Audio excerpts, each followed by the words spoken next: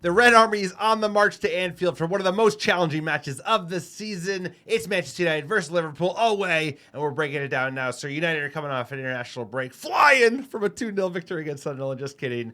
State of the ship before the 2 weeks off. We needed it. United, constant state of crisis. What do you expect? Ruben Amorim, his head's on the hot seat. No, his head's on the chopping block. He's sitting on the hot seat. But either way, toughest match arguably of the season. Holding champions in the Scouse Bastards, our biggest rival, and we're headed to Anfield, a place we've had a lot of difficulty winning matches in. We haven't won a match since Louis van Gaal's Army, 2016. So it's been almost 10 years. They're in a little mini slide, so they've fallen off the top of the table at the moment behind Arsenal. They've lost three in a row across all competitions. That's when they're a dangerous beast. So the odds makers still think they're the heavy favorites as they should be. Very, very concerning match because we have some tough ones coming after this one, and we don't want to just open the gasket, with a big, big loss before these other tough matches. How are we feeling before this big showdown at Anfield in this match, sir? Sir, this match is going to be a huge one. Scouse Bastards away. I feel like it's the watermark. You got to show dog. You got to show fight. We've questioned that this season at times. We have seen great performances, but very inconsistent from United. So honestly, as a United fan, you don't know what you're going to get, but I'm hoping it's an exciting match where we're pushing it to our rivals in a tough spot, which is what you want. But look, we got a lot to cover here on this podcast. We got Sir Jim talking about the club, giving interviews and saying he's going to back Amorim for 3 years, which, in a perfect world sounds great. And then you look at the results after a year and maybe, I don't know, Jim, if that's the way to go, but we got to wait and see. And, Liverpool is a huge game. And if we can see something from the lads and build upon that, great. But to just come out and say it, bold strategy, could also say that the club might be for sale from Saudi Arabia. Some no-name boxing promoter is telling us that apparently there's an offer in, or maybe investors want to do something. So it's a hell of an international break. It always comes out as a United fan, and we're going to break it all down on this podcast. And also we have Tony O'Neill, great interview later in the pod. If you're listening, you can fast forward to different sections. If you're on YouTube, we got the chapters for you. But let's break it down. Action-packed international break for Manchester United. And we're going to start with Liverpool versus Manchester United. The Scouse Bastards, we're going to the shit box. It's going to be nervy. Is this going to be the death knell that we saw under Ole, or is this going to be the beginning of a new? We saw decent performances from United versus Liverpool in the past, but they haven't really been able to kick us when we're down. Can we kick them when they're down? Game is going to be played Sunday, October 19th, 8:30 a.m., 11:30 a.m. Eastern. If you're in the United States, you can watch on USA or Telemundo. Big game. Very nervous, sir. Give us the weather. Is it turning in England? It finally is. Summer is over, sir, and it is proper English weather rolling in. It's going to be high 50s, around 58 degrees, light rain, moderate breeze for our away match at Liverpool, where we've had a tough run recently. And like you said, storms are brewing. Things have calmed down a little bit headed into international break. But anytime you're playing Liverpool, they have a tendency to expose the team. That 7-0 against Erik ten Hag's men just can't get it out of my mind. Same with the 5-0 at home that I was lucky enough to witness. I think 7-1. It was 7-1. 7-1. We got Martial got to go. There you go. Martial got a late one. Let's talk about Liverpool, sir. They founded in 1892, nicknamed the Reds, and they played Anfield. They have just over 61,000 supporters can sit in that home ground. They have been owned by Fenway Sports. So as New Jersey guys ourselves, we had a reason to dislike Liverpool before, and even more so after their new owners, the same owners as the Boston Red Sox. And decent amount of success, probably arguably could have had more success, but they got 2 titles in the EPL, one under Sloot, one under Klopp, of course, and then 2 Champions Leagues, which hurt even more. They've officially tied us. Klopp's like one of your top enemies. Like, hey, you're like, I know. Well, he went away. Those big teeth. He chomped away. Slot. I want to see him start sweating a little bit. I think everything he's touched thus far at Liverpool, they've gotten a lot of calls their way, a lot of extra time that goes the red side of Liverpool, not necessarily on the blue side. If you watch that Liverpool-Everton game earlier this year, unbelievable calls they're getting. But either way, let's show them what's good. So they've been owned by what's it called? Fenway Sports Group. Fenway Sports Group since 2010, 15 years. They've had decent success. They put some good people in charge. They're turning the squad over, sir. And obviously the rivalry with Manchester United goes all the way back to the Manchester Ship Canal, original OG 19th century rivalry, and that's what it's all about. Competing forces. Like Fergie, it has to do with sort of Liverpool's heydays in the 70s and 80s. Fergie coming in, knocking them off their perch. Obviously, they have a little bit of resurgence after a 30-year spell. We had our laughs at them. And now, hey, but here's the deal. 2 EPL titles, we got 13. Like, let's not even pretend this is a contest. As far as, City sports doped them out of a few titles. They sports doped us out of a title. So, we both don't like City, but they're the main rival. They're the Red Sox too, United being the Yankees. And what I need in this performance is to show that it's a rivalry. It's to show that these players are up for the task. And, there is no excuse. Everyone has to be dying coming off this pitch because they got to put in a hell of a shift, and they got to do it for the badge. Because if you understand this football club, you understand what this game is about and what it means to Manchester United fans. Let's get into the coach, Arne Slot, Sloot, however you want to say it, sir. He's fallen on tough times. They had a Dutchman. We had a Dutchman. Didn't work out so well. Didn't look that dissimilar, but 2 bald guys. But he's, of course, 47-year-old Arne Slot, former Feyenoord head coach, known for his high-energy pressing, structured possession, and big on player development. He was appointed last summer, this summer, but summer 2024, and obviously had an instant success winning the title in his first year at Liverpool. All about front foot style with defined roles and repeatable patterns. And he's known both internally and externally as a calm communicator, very detail-oriented, sounds Dutch, and he rewards intensity, tactical discipline, and ball security.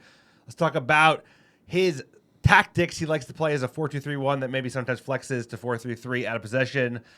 In possession, they like to use their fullbacks inverted situationally, and then the 8s and the 10 attack in the half spaces. Winger holds the width, and they attack the cup end zones. On the defense side, they do a rest defense built on a 2-3 or a 3-2 structure to hold the counters and the aggressive counter press immediately after a loss.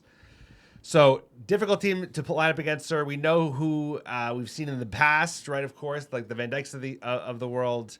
But new meds coming in, Isaac. We'll talk about that in a second. Ekitike, and then the biggest bust. We talked about it last time. Biggest bust of the summer transfer window has got to be Fabian Wirtz. Somehow not getting any heat because he's not played for Manchester United. Even Šeško was getting heat the other day on Sky Sports because he's getting outscored by Højlund, who left.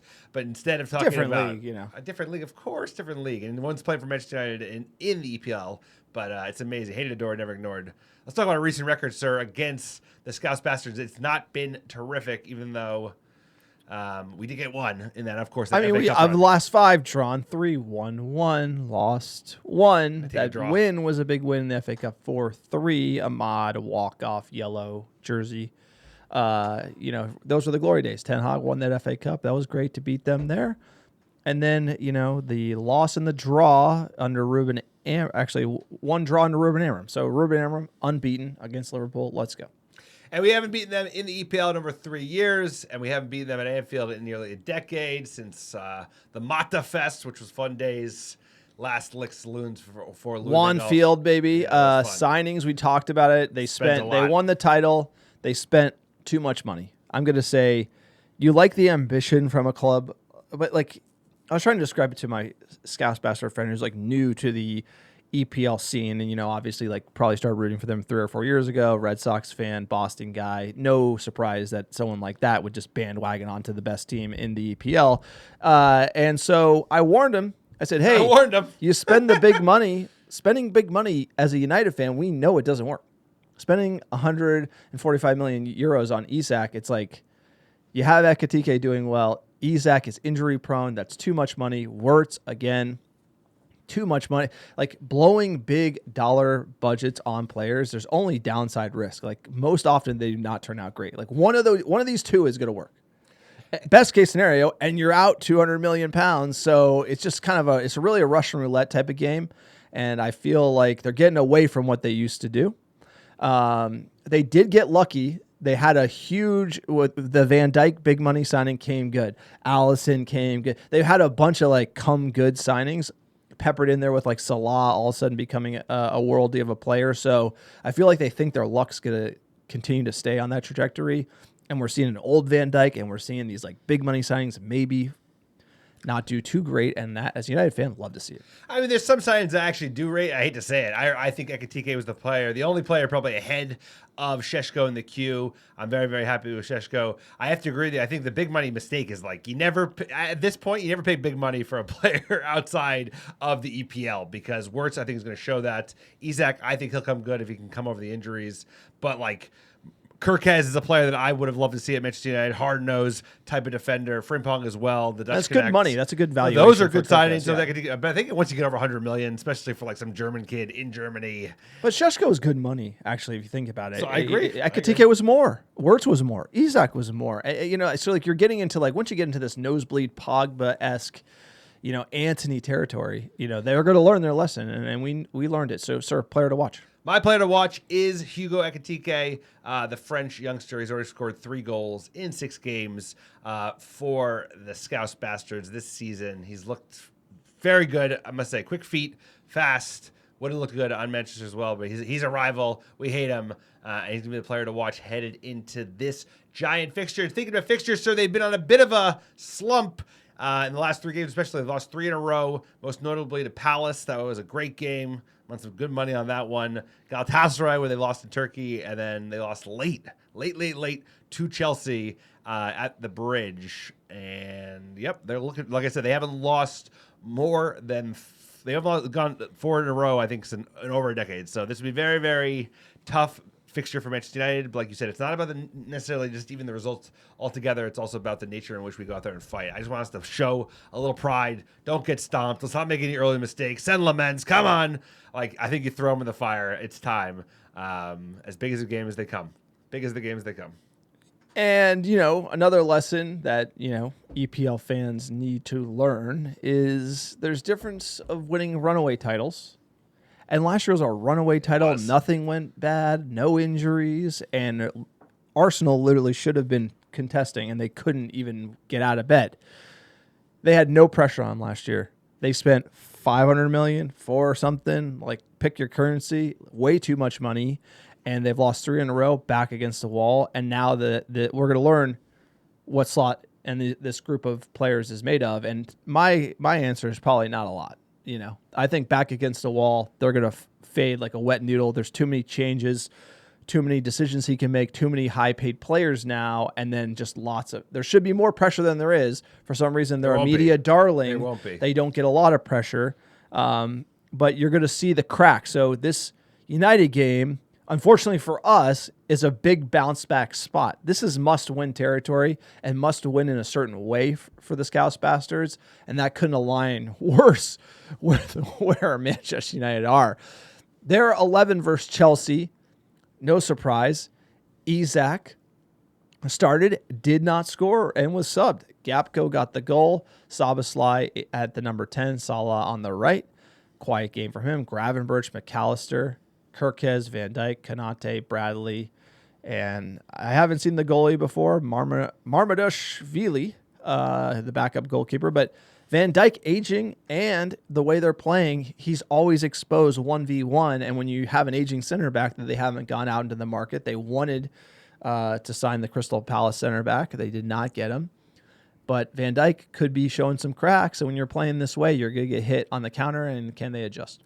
No, this is a big test for Manchester United. Like you said, they have a couple of big players out. Alisson's out. Konate is out at the same time. Salah is not hitting top form, but this is a game and a fixture because he's with not Salah. that good. Because he's not that good. He's overrated. He had a very good season last year. Not great.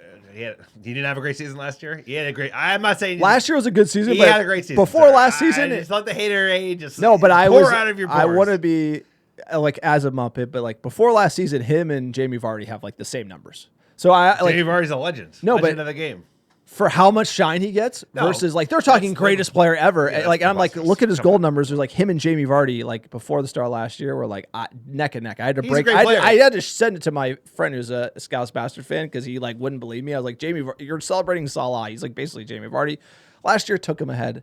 I have to come up with a new stat to argue why he's not that good. Just having because a out shit of spite, season to but start. I will. I'll come up with something. He's having a shit season start to Good. the season. Love it. We want him to just keep that going. We have a tendency to because turn. he's not good. We have a tendency to turn. I got you. I heard you. We have a tendency to turn players' fortune when they're having a bad season and they need to get going. They can find a goal against us. So if This 11 gives me confidence. If we can keep solid quiet, I think we have a good chance to nick a point from this game. We just got to not make mistakes early. We've seen it so many times for Manchester United. We go there, shit the bed, and all of a sudden you're one goal down within arguably 20 minutes, best case. So quiet Salah, I think we've got every chance. And he hasn't been playing well. John doesn't think he's good.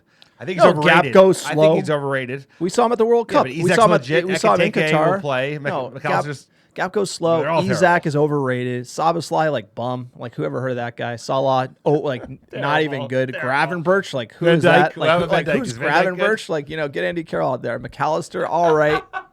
They're not listening, sir. The Boston guys. McAllister, overrated. All the Argentinians overrated. he's Argentinian. Is That's he why. really that guy? Overrated. Is he really? Kirkes bum. Kirkus is There you go. not as good as I feel like Van Dijk over the hill, Konate not even get a feature. Marshmallow Team in in transition, net, sir. Marshmallow in net. Don't get Bradley. Who's that? Bradley, Bradley, What a Bob player, Bradley. sir. This team ain't that good. That's all I gotta say. All right. This is what you come here for. There you go. This is Injuries. Okay. Injuries. The big ones are Allison. He's out. Konate out as well. And Chiesa out for the Scousers against Manchester United. This Sunday is going to be a big one. Let's get into Manchester United's 11. This is what lined up against the Black Cats for Sunderland against United at Old Trafford. Lamens in net. Euro, DeLitt, Shaw back three. Diallo, Casemiro, Fernandez, Delo, and Mbumo, Mount, Sheshko, Sir. Way better than that Liverpool team. Way better. Way better. Miles better. Miles better. Sen Lamens has to start. Sen Lamens has to start. What are the changes you're making from this 11 that we saw last time out? Look, you got to run it back. We're looking for something. We're looking for stability. The manager changes too much, and you just got to run it back with this 11 and go for it. Yeah, I would make one. I would just take Delo. Delo didn't add anything. I'd put Dogu in, but otherwise, I agree. He wasn't horrible early. He wasn't horrible early in the attack. But this is going to be. This is basically going to be. You could put Dogu in if you want to be more defensive, right? Thinking about your manager going away, you get Dogu at Delo, and then you're looking for playing that 5 at the back a little more, and then springing it with Mbumo and Mount. I did like Mount there. Mount and Bruno on the left. They give that killer outlet ball to the right to Mbumo and Sesko. So it's going to be a smash and grab type of event. You're looking to get Van Dijk one-on-one. You're looking to get these defenders exposed. That's where the Scouse Bastards are weak. Can we absorb? Can we frustrate them? And then can we kind of counter punch? That's really how United is going to try to win this game.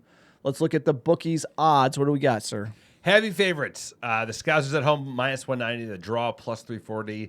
And United on the road, 4 times your money, +410 for the greatest club in the world. What are you thinking, sir? Odds makers, this guy, the United fans at MUFC predict. The website John whipped together, it's very sharp. They are predicting a loss. I think a loss is in the cards. Big match, sir. Who's up? I think I might be up. Yeah, so the fans have it. MUFCpredict.com. Sign up, predict, join the prediction game. 2.7 goals for the Scouse Bastards, 1 goal for United. 8% of fans have win. 72% say it's a loss. You're up. Let's get your predictions here. Liverpool versus Manchester United. What do you have, sir? I'm calling a 3-1 defeat to the Scouse Bastards. Hopefully it's tighter than that. Hopefully we can even nick a point. I think there's a chance of that, but I think there's also a chance that they just run away with it. And it's even one of those 3-1s. Maybe Sen Lamens keeps us tighter than it could have been otherwise. So what's your score prediction for this massive fixture? 2-1 United. Wow, we're back, baby. Yeah, we're back. baby. We're back. We're going to get a win. We need it. I love it. Back against the wall. He we needs need it. I don't know if something's in the water, but I'm feeling something. You look at that 11, it's not that great. You don't like that 11? It's either going to be 7-0 7-1. or we're going to just get a skinny, just hair on our chin type of win, and I'm feeling it. We need it. Come on. United needs something. We can't be going down this road again. So let's keep it together. Let's have the faith. Let's keep it together. Toe-to-toe, that 11. If they can work and they can kind of show up, dude, we can put together a win. We can put that team can beat great teams. The problem is we're inconsistent. And can the manager get out of his own way? And can he keep his mouth shut, keep it simple, and Yes. can he play Mount, Šeško and Mbumo just press. I think if we can create an early chance where they will make mistakes. We've seen that actually from them when they try to play on the back too often. They're there. They're wounded. Need to take advantage. The thing is, we're going to get chances. Will United take advantage of it? That'll be the difference on Sunday, sir. What a match. Let's get into some news. There's quite a bit of news in the international break. Greatest club in the world. What's going on? We're back on the block. We're back on the block. We called it. We said this is coming, and we were right. So we've been saying this for a while now, given the financial information and updates that we have pulled together. If you can watch those on our YouTube channel, we have them clipped up. The Q4 financial results, the full year fiscal for 2025 for Manchester United. And it wasn't a great picture. So Sir Jim's been in situ for about 18 months, a little more than that. Depends on really when he really took the reins post-deal close. It's hard to know when he actually had control, but he's been in seat for a while. And on the financial side, we're almost spending money to make money. Ultimately, we haven't grown. We did grow revenue a little bit, but there's a lot more one-time expenses that are flowing through, like the upgrades, a lot of the sacking expenses. So we're firing almost like 24 million in sacking fees last year to get rid of Ten Hag, to hire Ashworth, to fire Ashworth. So we've been spending money and churning, and we haven't seen the profit drop. And that's really nervous for Wall Street. You saw the financial results, the stock dropped. You look at the pitch, that's not going well. The financial picture is more debt, and we haven't turned the oil tanker, is the analogy really, is that we're still kind of in this not making more money, not having more profit, but we're spending more and we're increasing the debt. And so I think that's what spooked Wall Street a little bit. And if you're in the job 18 months, you should see a glimmer of that. And then Wall Street would really appreciate that. The stock would actually go up if you could spin a tail. Hey, this is what we're going to see, increased guidance. But the fact that we look far away from European football, it's hard for us to really make more profit at the moment. And so United are in a little bit of a despair. We don't have the money to build the stadium, and there needs to be probably $1 billion into the team, another 1.5 into a stadium. Sir Jim is tapped out from just his general net worth and overall liquidity. The Glazers don't put any money in, and so we said this club will eventually be sold, and it could be sold outright again for the $6 billion. Sir Jim does have a drag-along clause, but he has to meet his $33 a share hurdle. It's not really that big of a deal. Like, everyone online is making this into, we can get into the technicals of what the actual like M&A or merger would look like. But ultimately, the club needs money. They don't have it. It's either going to be an infusion of cash and another partner added on, or it's going to be an outright sale. And this is a little early. I thought maybe end of the year it'd be coming, but we got a tweet from a Saudi Arabian boxing promoter who basically said, hey, somebody's floating around. Everyone started being like, well, they're a public company and they can't. It's like, talking about things they don't know. A lot of misconceptions, sir, when it comes to M&A. But either way, United on the block, great. We didn't want to be right. At the end of the day, you nailed it. The club, the football club, the squad, the facilities, they need $2.5 billion plus the $1 billion we owe. We owe $1 billion. That's just hanging around our necks. So actually, you need $3.5 billion. And the things at the end of the day is that Ratcliffe put $1.25 billion into the club, but only a quarter of that, only $250 million, actually went into the club across the facilities. And he had plus another 100. Plus another 100, give or take. But at the end of the day, it's like you needed that money that actually went to the Glazers and then more, probably double that, to actually give him a fighting chance. And it's been half measures. We've seen that. You see that in the P&L. You probably even see that in the refurbishment of Carrington. They just don't have enough cash to turn this squad over, to buy themselves enough time to make the amount of mistakes they've already made, and then keep kind of iterating, because they're basically at a point where the team isn't doing well. Let's look at where we are in the squad. We finished 15th last season. We should finish a little bit better this season, but we're already talking about firing the manager. And it looks like the Glazers see what's happening. There's a frothy stock market at the moment. I'm sure they're like, hey, this is not going to last forever. There could be a recession finally coming, first in 15 years. Let's sell the club. Let's double down. Apparently, they want to build a new stadium in Tampa that local folks do not want to chip up for, so they want some cash to help them with that. And this was always coming because they were going to not be thrilled with the way things are going. There is a new person that's getting the blame. No one's blaming the Glazers anymore. It's all going to Sir Jim. But it always, I hate to say it, what we've seen in the last 2 years as American Red Devil host is like, this is not here yet, but it's inevitable.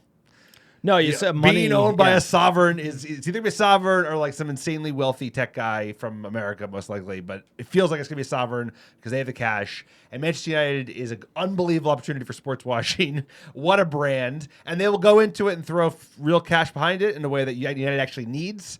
I wish this wasn't the way it would happen, but it just feels like this is money always wins. Money always wins, and they got a lot of it. No, but the albatross around Manchester United's neck is the debt, and the transfer fees owed, and everything that's well over $1 billion, like you said, and also stadium. Just like the stadium, the infrastructure, everything's been kicked down. The can's been kicked, and the payout from Sir Jim went right to the Glazers. Now, the tweet that kind of sent everyone going crazy was Al Sheikh's X account. He says, "Quote: Manchester United is now in advanced stages of finalizing a deal to sell it to a new investor. I hope they're better than the previous owners," right? So he kind of just like this boxing promoter I don't know a ton about, but apparently he is a prominent official in Saudi Arabia. He serves as an advisor to the royal court and is a chairman of the General Entertainment Authority. So he's in the know as far as the Gulf and like big checks. And everyone's like, well, it's a public company, so, you got to have all this public news. And like, it's like, hey. There's a lot of great lawyers that are paid a lot of money. A lot of money. And a lot of savvy bankers that understand how this works. So what happened with the deal, what I am going to assume happened, is that Sir Jim is like, sign this deal with the Glazers, and they're like, hey, they're going to take a little off the table and let this guy run it. And then at a certain point, the exclusive, they couldn't sell the club for basically a year. I don't have the exact details, but it was basically like they couldn't do anything for a year. Jim had to basically get time. Free reign. That year is expired. Now he has a way to block the sale at a certain valuation. And so the Glazers have full control of the club. They've always had full control. It was just this little agreement. And you don't have to make a public announcement unless there's an offer. And by the way, you can talk and it's not an offer. You can have lawyers draft up terms, and it's not an offer. It's a draft of a potential offer. Like, you could talk about pretty much everything you want, and your lawyers can craft that however you want. This is how it's actually done. Now, his term about, like, advanced stage, now I'm going to discount that. I'm going to say, hey, advanced stage would be like there's a term sheet. That does need to be public. Like, an offer for the club has to be tendered to the stockholders, but nobody would do that. They would be talking. So, after the Ratcliffe year expired, the bankers, I forget who the Glazers used. If it was a Rain Group, maybe. Rain Group. They probably contacted all the guys who were kind of interested in United. Hey, what's the temperature? You still interested? You're not. So the Glazers are just kind of calling people, just checking it out. And I'm sure one of them hit. And that's kind of where we're at. And like that's probably the right stage, which is like there isn't an offer, but somebody's interested, and somebody's interested around $33 a share. And the whole like people on the internet getting all in a fuss of like, well, Sir Jim can block the sale at $33 a share.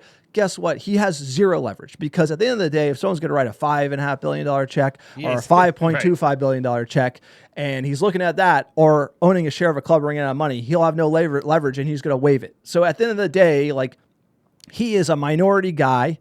The Glazers are in the seat. And if someone's going to pay straight up cash homie, he's going to be dealt with. It will be like they'll deal with the Glazers, and then they'll get to Jim and be like, hey, Jim, it's not going to be 33, but we'll work it in this way, and then maybe pay you down the line or give you profit share to get you whole. Like, that will be worked out. So Sir Jim is not a blocker like everyone's making it out to be on the internet, because that's just everything's negotiable. And the Glazers are in the control seat. And if Sir Jim is going to get paid straight cash, he's going to go along with whatever deal they do. And so that's why, like, I think the things people are focusing online around the public company and the announcement, as well as the drag-along rights that Sir Jim has, I think that's not as big of a deal. Like, if there's a deal to be done and somebody wants to pay in the region of $5 billion for Manchester United, they're going to figure out a way to do it. The Glazers are going to be the ones to make that call. And the reason why the deal gets done is because they want to sell the club. It has nothing to do with Sir Jim. And this is just a negotiating point that he has at the table, but it won't be anything more than that. And he will not block a deal, because straight up cash homie speaks, and he'll gladly take his 1 point whatever billion back out of this club after this 18 months that probably took a year off his life. At least a year. Could have taken a decade of his life. I think if you would asked him at the beginning of this process, if the situation was to come down right in front of his plate, hey, you can get your money out, he might get just break even, and that would probably be a great scenario for him to walk away with. He'd probably take that all day. So that's where we're at. I think at this point, like you said, There are people that are going to be interested. We're hearing rumors. UAE consortium could be a Saudi Arabian consortium. That's all rumors. Turned out. It's all rumors, of course. But at the end of the day, it hasn't gone super well. The Glazers, they've been in it for now over 20 years via their dad. They've never been that interested in running the club. They've shown that. Ratcliffe, he threw himself in there and he got torn to shreds, made mistakes left, right, and center, exposed himself to the English public and just like absolutely probably torpedoes his reputation. He was just chilling in Monaco, having a good time, and now he's like enemy number one in the North. And I bet he would like to just take his money and run away, because at the end of the day, this is a project that's going to take lots of money and lots of time. And that's not a thing he has very much. Well, he would look at how's the last 18 months gone? How is all my money's gone? And then be like, I'll get it back. And like, that's the conversation. And this is all hypotheticals. I'm just giving you kind of my gut on like probably what happened. There also could be an investor who's interested in backing the infrastructure or putting another £1 billion. It could be another like, they come in at a different valuation, inject $2.5 billion. They own a certain percentage. Then you have multi-consortium. Like, it could get can get more complicated. I think as fans, it'd be easier to just have a straight up sell, get rid of all the debt, and have someone committed to building Manchester United anew. And so we'll keep you posted. But this is all just rumors and speculation. But I think there's something there, given the financial results and the incentives at play, that like United might get dealt. And I think we know what type of owner it would be going to if it does. So let's get into transfers. Haven't talked about that in a while, but Mainu, Zirkzee, names we're hearing that could be on the block in January. Hate to see Zirkzee going like this. This is just, United can't stop doing this. Selling young talent, signing a player, deeming him surplus in 18 months, like not good for business. You know, I didn't rate Zirkzee coming in at that price point, but there's got to be a player there who can help us, right? This is just weird. Well, I don't even know. Start with Zirkzee. We'll talk about Kobbie Mainu as well. It's like he's a player that starred for England at the Euros, looked terrific, was one of the best young midfielders in the world over that summer tournament. And then with a change of manager, he's been pushed aside. He angled for a move late in the summer. Didn't move, of course, and then now he really hasn't featured that much at all for Manchester United. A couple late cameos, and what a player that he's a player for the future. He's a player that should be playing in a three-man midfield, probably alongside Bruno Fernandes and Casemiro or Ugarte or whoever's having that day, but he should be in there in a focal point. Zirkzee is more of a, like, hey, I'm not really sure why we signed him in the first place because he's a 10. We needed a number 9, take the pressure off Rasmus Højlund. We didn't.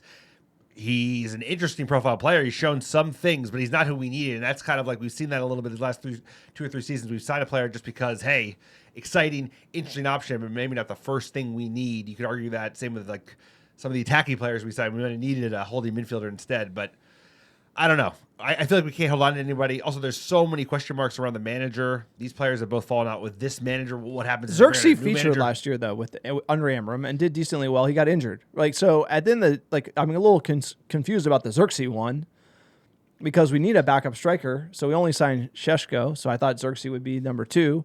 Now he's on the block in January. Is this Sir Jim needing cash? Is this the front office? Is this the manager? The Mainu one obviously is the manager and him being stubborn.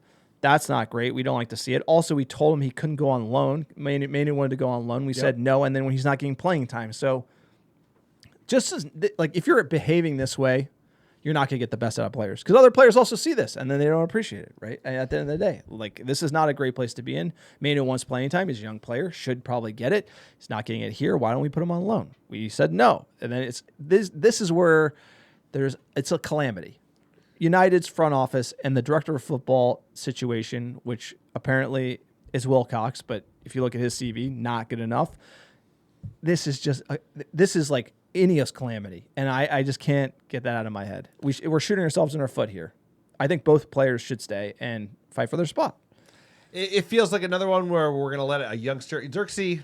Yeah, he's been here a short time. It never really made sense. Mainu, he's an academy lad that's been at the club since he was 8 years old. We know how talented he is. We need him in the squad. We need his type of profile playing in this 11, and he has a real role to play. And you can see that based on, like, Zirkzee will go to Italy, have a fine career. Teams in the EPL want Kobbie Mainu because Newcastle's sniffing.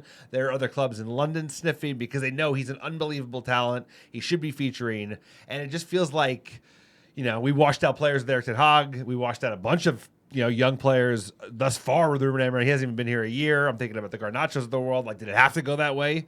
And I don't want that to keep coming because Ruben Amorim could be gone in weeks or months. And I don't want to see, especially Kobbie Mainu. Zirkzee, I like him, but Manu, I really think he needs to play a part in the future of this club. And I just feel like we're all over the place because who's running the show? Like the manager's running everything, I guess. Totally agree, sir. Next up, we got our interview with Tony O'Neill, legendary Manchester United fan. It is a great interview, talking about everything from Ineos to Amorim, international break, hard-hitting interview from Alex and co. Let's jump right into it. Tony O'Neill on the pod here. We are here with the legendary Tony O'Neill from the Webby O'Neill YouTube channel and podcast. Tony, great to have you here on the American Red Devils. How are things going on your end? How's everything in Manchester? What's the latest?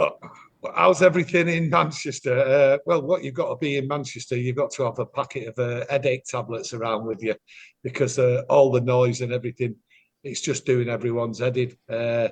Poor start to the season and everything else like that. So we expected more. I think the Brentford game sent everyone over the top. Yes, we got a win against Sunderland, poor Sunderland side. But we expected more from a pre-season. What we was told, we're on our way. But hey, things can only get better, as they say. We could certainly hope so. So, let's get right into it. United win before the break. Obviously, pressure remains. Where's your head at with this team right now? It's a team what we see from last year. It's just moments. The one thing what we are seeing is these opportunities being created. But like last season, we just didn't put them in the net. And again, we've signed 3 players there who were all goal scorers, by the way. Doesn't matter if your opinion is, oh, he's not this good, what people say, he's better than this. And the goals just aren't going in for them 3 players, especially. Yes, Sesko's got off the mark, but he didn't start straight away. And I think that was a bit of a downer for a lot of people. And if you look at Mbeumo was doing really well, improving every game. And then the Brentford game, sort of like kicking the teeth. He just didn't perform. And Kuna seems to have gone off the boil. But all the rumours, all the stories, and the chaos inside the club seems to have come back. And that's put everyone basically here in Manchester on a downer.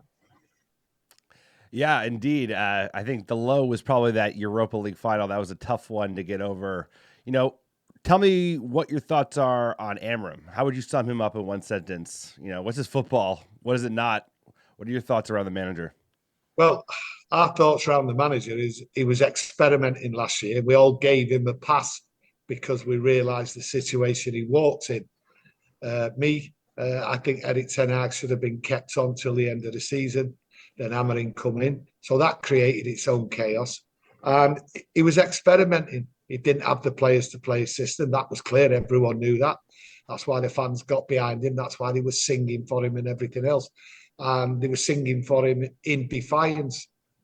But when you look at Ruben Amorim for the Grimsby game, and he's in the dugout and he's on the sideline, and it just looked as though he didn't know what he was doing.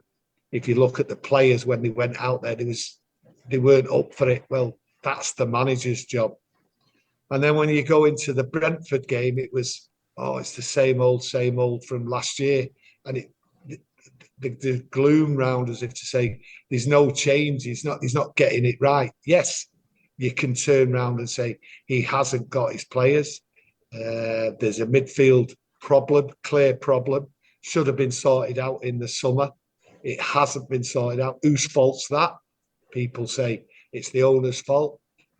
Some people say the manager wanted that player in the midfield and he wasn't giving it. The truth of that, we don't know until it gets explained. It's all like guesswork, but he's under pressure, but he puts himself under pressure by the way he performs on the sideline, by his substitutions, by his sometimes what I've got erratic now, his press conferences before and after the game. He sucks the media in where he's going out there and he's not in control. Whereas if you look back, the great Sir Alex Ferguson was always in control of them press conferences. And he seems to be giving the ammunition all the time to the press, which heaps pressure on the club, which we don't want. So he has to grow stronger in that aspect in these press conferences. And he talks too much, just like Sir Jim Ratcliffe talks too much. It's not what we want. We need to get down to work. So it's headlines, headlines, headlines on the back of some erratic performances. We expected better, and they've all got to improve. Manager, owner, you name it, the lot. I think you summed it up super well, Tony. You know, he takes the bait with the press and probably gives them too much, overspeaks. What are your thoughts? You know, he's been here just under a year. I think 1 month from a year. Have we seen enough? Does he need time? You know, the old kind of mantra is back the manager to the hilt. What are your thoughts on Amorim? Should we cut our losses and try and start over, or should we give him a season? Like, you know, Ratcliffe wants to give him 3 years. What are your thoughts there? Well, there's a couple of things there. You look at what's my thoughts on Ruben Amorim over the season. Well, it's been a disaster. You can't say it any other way. It's been a disaster. 15th in the league. It's absolutely the worst football I've ever seen because you just don't know what you're getting. I don't know Ruben Amorim's best 11 players, and I've consistently said it for a long time. He doesn't know. He doesn't know what his best players are, and he seems to be still experimenting. So it's baffling. And going forward, you sort of say as a club, all we've ever done since Sir Alex Ferguson left was keep changing managers, and the fans are desperate for things to change and keep the manager. But the manager's doing himself no favours. So the negativity's out there, and he's creating a lot of it. So for me, I just look at it. We have to keep a manager. The pressure's on, though. Everyone wants him out because they don't see any change in that. But as a club, if they turn round and they say they're going to back the manager, they're going to provide funds for the manager. And yes, they've spent money this summer, but they've not spent it in the right way. But they can't keep sacking managers. This club does not function by bringing in a manager every 18 months or anything. But the club's in carnage. It's chaos. And I keep saying it on a regular basis. All you're going to see, I said it at the beginning of the season, and people criticised me for saying it. And I said, we'll finish 8th. I didn't have any optimism finishing any higher than 8th because I said, it's carnage and chaos. We will see it. And we have seen it. And I was proven right. And I don't understand how people didn't see it coming because the club is in turmoil. It's been ripped apart. The workforce in there is demoralised. Nothing's running right. It takes time. And to sack a manager so early when he was brought in, when he didn't want to be brought in, seems a sign of desperation. But Manchester United aren't going to get Champions League football. They aren't going to be back amongst the elites for several years. And really, if you look at the manager from a sensible point of view, he has to oversee a team and a club what's in carnage. So what's the point of bringing a new manager in when it's absolute carnage? I keep using that word, but I'm here. I see it. I feel it. I hear the frustration. I'm here at Hotel Football, which is only 50 yards from the ground. A lot of people out there will know where it is.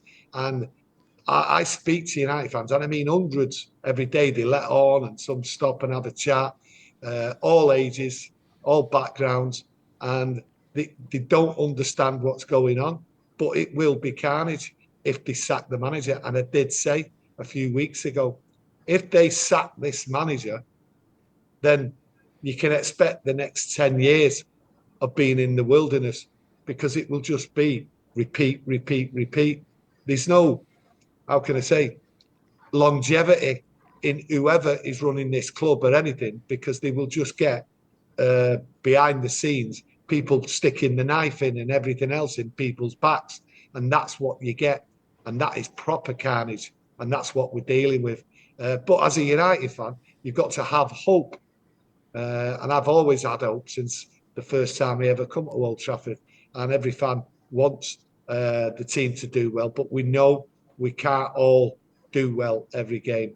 But that's football, and that's what we love, and that's why we're there, and that's what drives us absolutely mental when we're watching our football team and we don't get what we want.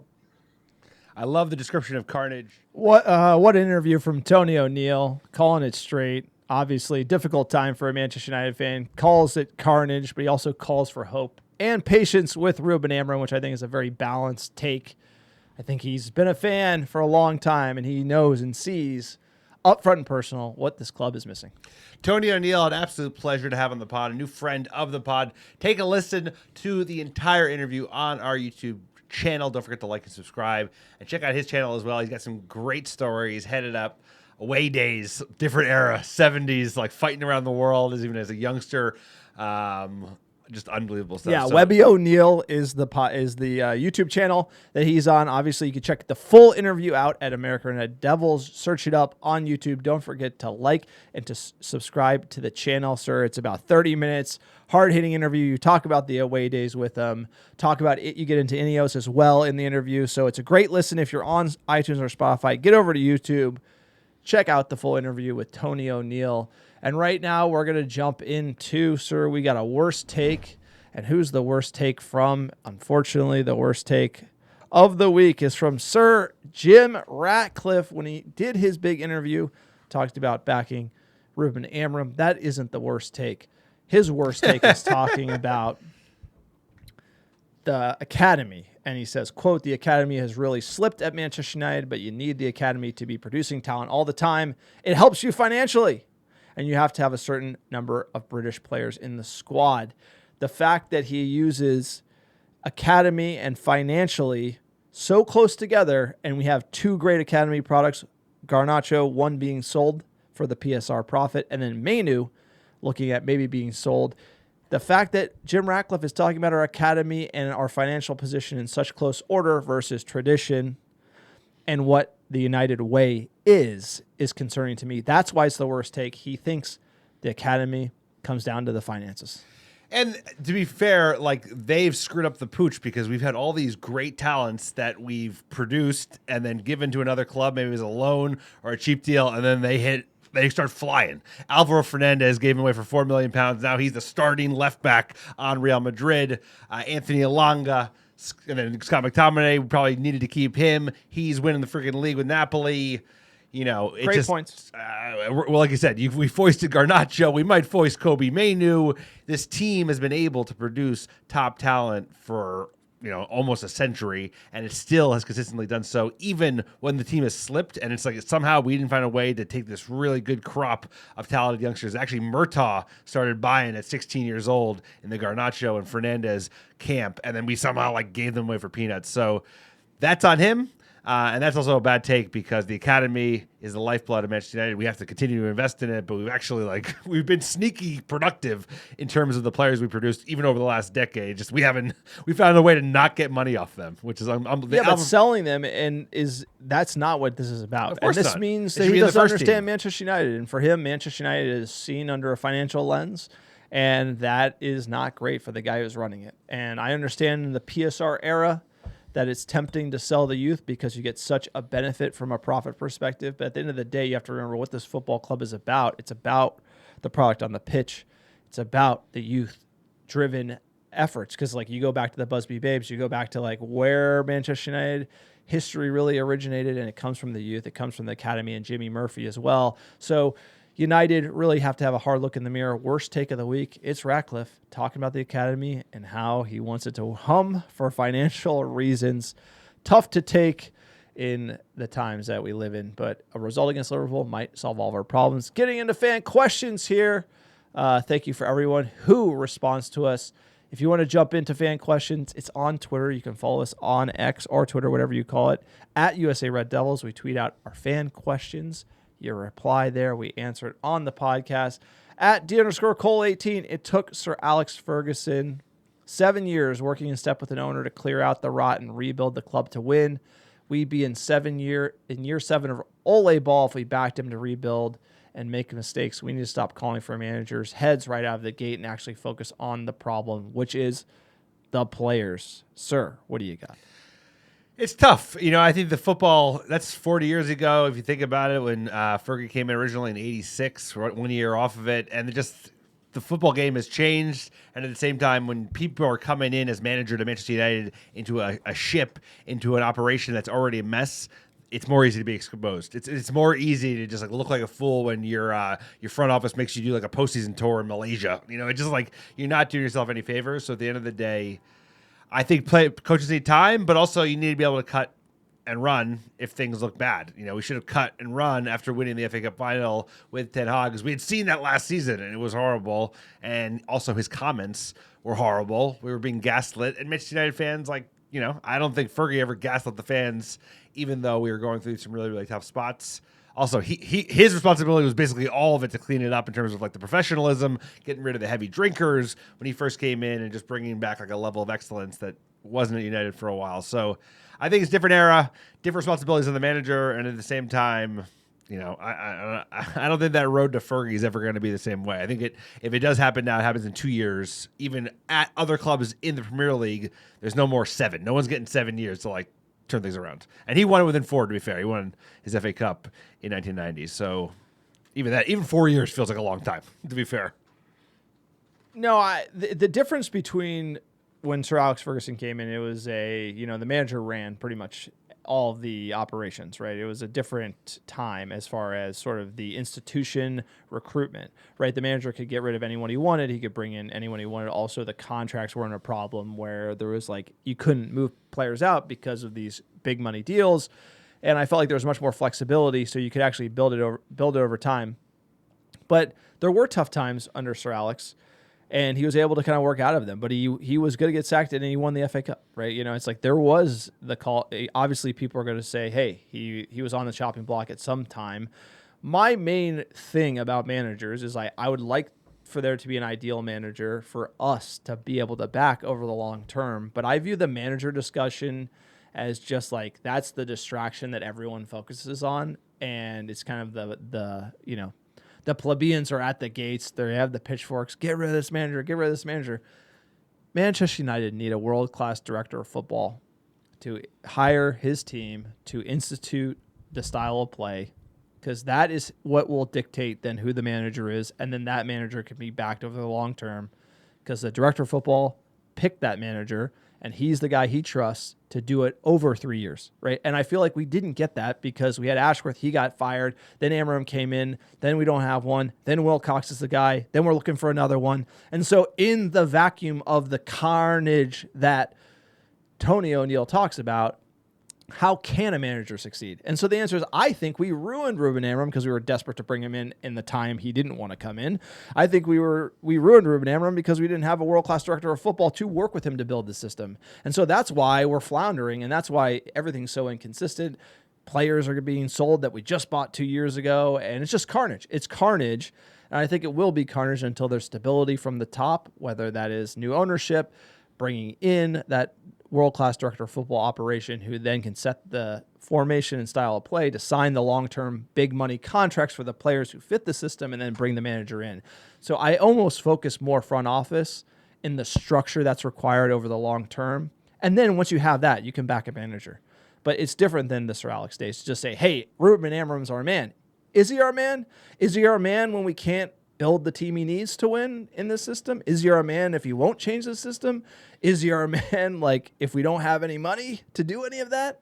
And the answer is sounds like he's running uphill and it's really tough. And I would like the romanticism of backing him, but if all these things aren't in place, it's easy to blame the manager, but I think there's a lot of problems at Manchester United, and it is carnage. And I do like Tony O'Neill pointing out, hey, there is an argument to maybe keep him because is it really going to get better? And the answer is probably no.